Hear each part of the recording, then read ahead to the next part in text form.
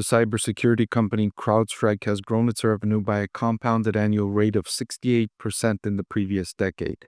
That has investors excited about this business and are asking me if they should buy for 2026. I'll answer that question by looking at the company more comprehensively beyond just revenue growth and evaluate valuations to consider as well as profitability.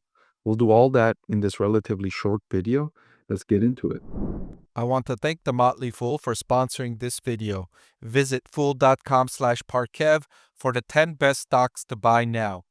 So as I highlighted in the introduction, CrowdStrike's revenue growth has been excellent, one of the best in the industry over the previous several years. Maybe SentinelOne is the only cybersecurity company I can think of off the top of my head that's generated revenue growth at a rate that's faster than CrowdStrike.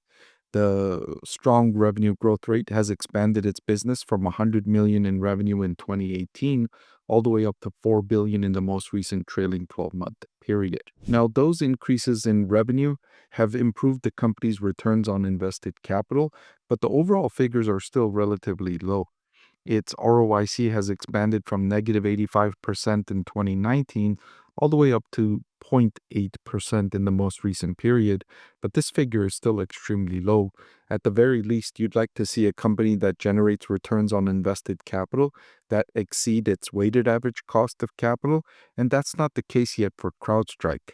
However, given its revenue growth trajectory and the structure of the cybersecurity industry, if the company persists in growing revenue at that rate, then of course it will surpass these levels.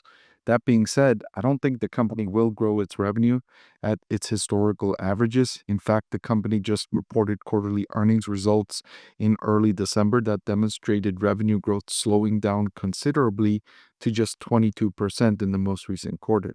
Now, I rarely ever say revenue growth of just 22% because 22% is excellent growth when you're operating a multi-billion-dollar business.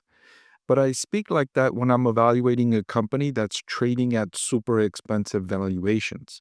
So when I'm evaluating an expensive business, I take a closer look at all of these little things, and I need everything to be perfect if I'm going to consider a super expensive business. One thing that is really good for CrowdStrike is its cash flow to sales ratio, which has improved from negative 50% all the way up to 35% in the most recent trailing 12-month period. Now, those figures had risen as high as 42%, but the company had to take some actions to mitigate some of the consequences from the outages it caused a few years ago. If you recall those major outages caused by CrowdStrike, the company had to refund customers, had to give them incentives and other benefits to keep them with the company and give some refunds perhaps to make up for the fact that it cost other businesses some sales revenue as a result of those outages. I mentioned that the company is trading at a super expensive valuation, and we get that same conclusion whether we look at the forward price to earnings or forward price to cash flow. On a forward price to earnings basis, it's at 121.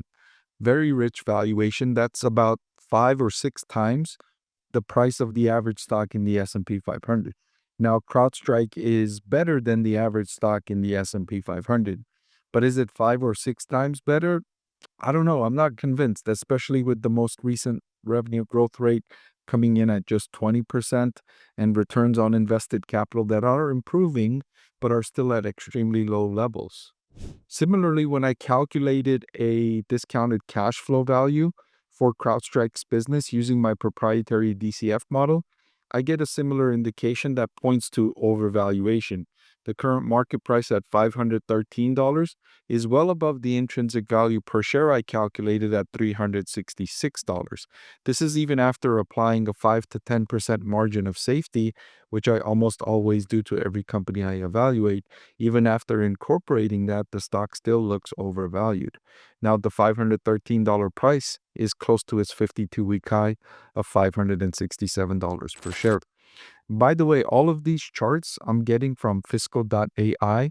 They're my preferred data provider. They provide me with almost all of the financial information I utilize for making my financial analysis. There's a link in the description. You'll save 15% on their services if you use my link. So, to answer the question I posed in the introduction and in the headline, do I think CrowdStrike is a buying opportunity for 2026? I don't think so. Not at these prices. I would need a significant decrease in the share price to consider CrowdStrike stock as a buy for 2026.